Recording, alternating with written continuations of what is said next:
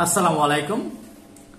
যারা আমার কথা শুনছেন সকলকে অনেক অনেক প্রীতি ও শুভেচ্ছা।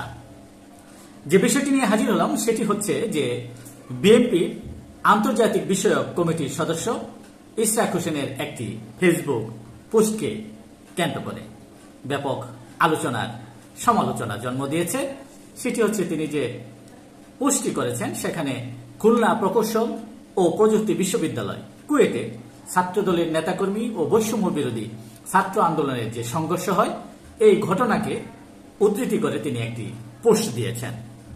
এটি হচ্ছে 19 তারিখ বুধবার তার নিজের ভেরিফাইড ফেসবুক পেজে তিনি সেই পোস্টটিতে যেভাবে লিখেছেন সেটি আমি আপনাদের পড়ে শোনাচ্ছি। সেটি হচ্ছে যে তিনি বলেন যে খুলনা ও কুয়েটে কিছু মানুষরূপী কুকুরের কামড়াকামড়ি তিস্তা মহাপরিকল্পনা বাস্তবায়ন কর্মসূচি থেকে দেশের মানুষের দৃষ্টি ঘুরিয়ে দেওয়ার কাজটি করল। তিনি এইভাবেই তার অভিমত ব্যক্ত করেন এবং তিনি আরো লিখেন, ভাষাগত নিয়ন্ত্রণ পুরা না হারিয়ে বলতে চায়, খুলনা ও কুয়েটের কিছু কুকুর সমতুল্য দুর্বৃত্তের কারণে বাংলাদেশের অন্যতম ঐতিহাসিক একটি আন্দোলন তিস্তার পানির ন্যায্য হিস্সা আদায় ও তিস্তা মহাপরিকল্পনা বাস্তবায়ন দাবিতে তিস্তা বেষ্টিত উত্তরবঙ্গে 5টি জেলার 11টি স্থানে 48 ঘন্টার অবস্থান কর্মসূচি থেকে জাতীয় পর্যায়ে যে জাগরণ সৃষ্টি হওয়া উচিত ছিল সেটিকে অনেকটাই ম্লান করে দিয়েছে যে এই খুলনার ঘটনাটি।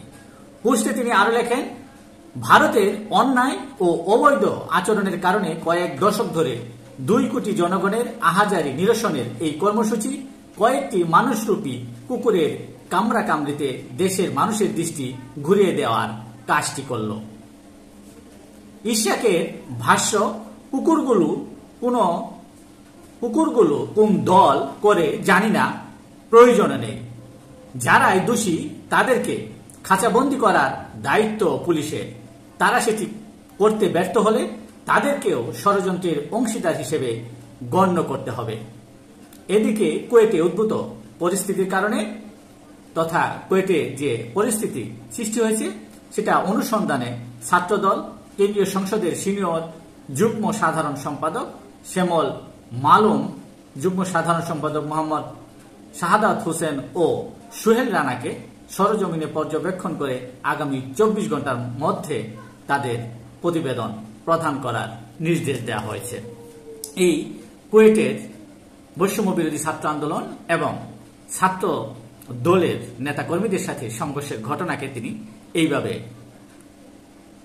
উল্লেখ করেন কিংবা তার ফেসবুক ভেরিফাইড পোস্টে এইভাবেই তিনি বর্ণনা দেন। বিষয়টি নিয়ে আপনারা কি ভাবছেন কিংবা আপনাদের মতে এর যে মন্তব্যটি তিনি করেছেন কতটুকুই বা গ্রহণযোগ্য অবশ্যই কমেন্টসে জানাবেন। আজকের মতো এখানেই, আবারও দেখা হবে অন্য কোনো গুরুত্বপূর্ণ বিষয় নিয়ে। সে পর্যন্ত অবশ্যই ভালো থাকবেন, সুস্থ থাকবেন। আসসালামু আলাইকুম ওয়া রাহমাতুল্লাহ।